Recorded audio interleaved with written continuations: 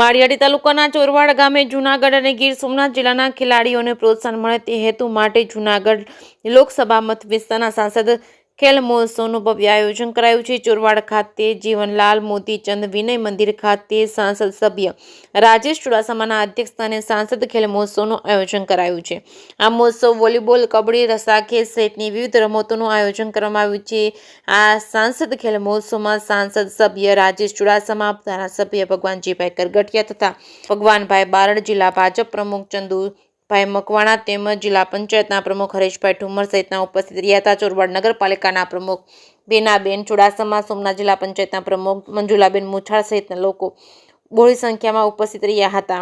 જે કે સિંહ ગુજરાતી સાથે પ્રતાપ સિસોદિયા, માળિયા તાલુકાના ચોરવાડ ખાતે હું કાનજી ભાલિયા, જિલ્લા રમત વિકાસ અધિકારી ગીર સોમનાથ, આજરોજ સાંસદ ખેલ મહોત્સવ એ જૂનાગઢ સોમનાથ લોકસભા વિસ્તારના ખેલાડીઓ માટે ભવ્ય આયોજન કરવામાં આવેલું છે, જેમાં જૂનાગઢ અને સોમનાથના 6000થી પણ વધુ ખેલાડીઓએ રજીસ્ટ્રેશન કરેલું છે।